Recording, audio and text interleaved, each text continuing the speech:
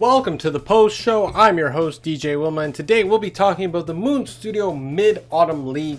The first round of the playoffs concluded today with our first two series, and for those of you who don't know, our first two series were Boom Esports versus Matador, which that series did not go as expected. So currently in the Chinese Dota scene, we do see a lot of Sven IO in the tier 2, tier 3 scene.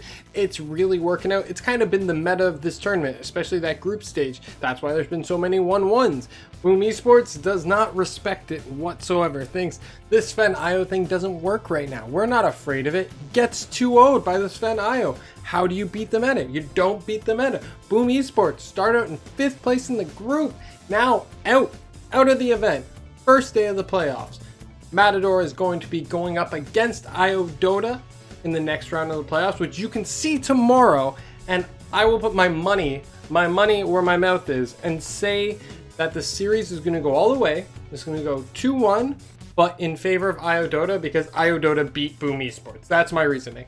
On the next series, the second series of the day, we had IG Vitality versus Signal Ultra. Now this series was very heavily favored in IGV in my opinion, because IGV, they got like third place in the last Moon Studio event, so they're doing pretty good.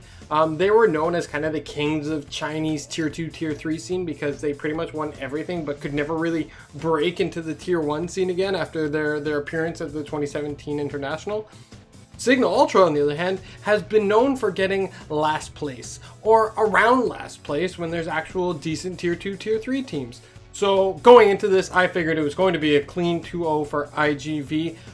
On the clean part, I was wrong. So IGV game 1, easy matchup, not a problem. Clean game 1 going in the way of IGV. Game 2, the rosters are confusing.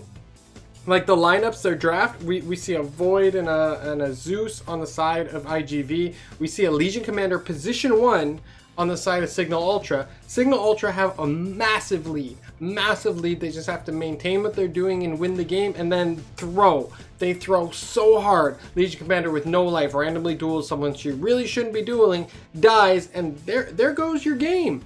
So IGV did get a 2-0. Whether it should have been 2-0 is hard to say. It seems like a really bad throw, but at the end of the day, that's how it goes. So IGV will be going up against Team Magma. Now, Team Magma, seemingly favored, been doing better in most qualifiers compared to them. Team Magma looking like they're at the cusp of that tier 1, the thing that IGV could never do. So, their next matchup, which way will it go? I again think it's going to go 2-1 again. 2-1, just like the other match, but it's going to go in the favor of Team Magma. I believe Team Magma. I believe they have what it takes to be able to take this away. I wouldn't be surprised if I was wrong about it, but there's that. And then the last series of the day, we have our first upper bracket game, which is DeMonster, which has been a team that hasn't really done a lot in the Chinese region, but have done really well in this tournament versus Team Galaxy Racer, which all hands on deck. I believe Galaxy Racer is going to win the whole thing.